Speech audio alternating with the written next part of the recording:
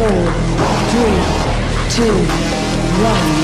The early goal with Epic was just to be able to make a living building computer games so that we wouldn't have to go out and get real jobs. The Unreal community didn't exist, and I don't think Epic would be here right now. I mean, they're so instrumental in publicizing our game early on and creating hype for it. Nowadays, the Unreal community it's far, far larger than Epic. Epic's a 30-person company, and the Unreal community is many thousands of people out there doing really interesting things with the engine. Basically, anything that needs to simulate a 3D environment, from games to movie-proof production to training simulators, anything could be a general use for the engine.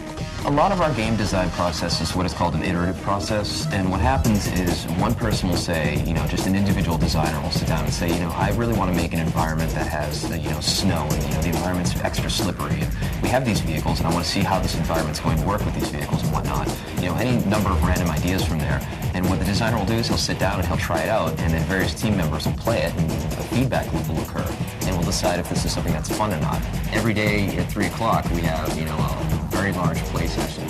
Throughout the day, there are usually small play sessions in which a few people get in and play the game. The game is constantly being run, it's constantly being played, and we're trying to find issues, trying to find bugs, and trying to make what we feel is a very, very balanced title. Modding is short for modification. And we, from the get-go, from the original Unreal Tournament and Unreal 1, have fostered this community of, if you buy our game, we ship many of the very same tools we use to build a game with the product. So you're not just getting a game, you're almost getting a platform, you're getting a construction set. And you can take what we've given you and start building your own environments. You can start creating your own characters, and from there you can post them on the internet and share them with other users. The $1 million NVIDIA Make Something Unreal contest is designed to take people with talent in game development and mod making and help them become professional game developers. The grand prize in the contest is an Unreal Engine license, the same technology that's used to make Unreal Tournament 2004. The license is worth $350,000 American dollars. In addition, there's over $500,000 in cash prizes spread throughout all the different disciplines of game development. There's level design, there's programming, there's mutators, all the fun things that you see in Unreal Tournament. If you can recreate them with the tools that we provide, you got a shot at making some serious money in this contest. The story of the tournament is basically the same story that we've had in the past Unreal Tournament series. We've added a lot more depth, both in terms of backstory and also in terms of the kinds of things you get to do in the single-player game. The backstory ties into the Unreal universe and tells you a lot about why the tournament happens, why different things are in the tournament, and why the other teams that you're competing against are competing and what their motivations are. In terms of the story, you're getting to do a lot more things. You get to manage your team, you get to build a team, make trades, your teammates can get injured. So there's a lot more things like that you get to do. And you also have the ability to do things like challenge the leaders of opposing teams to try to gain an advantage in the tournament. So we've got a lot more variety and different things you can do in our single-player game this time.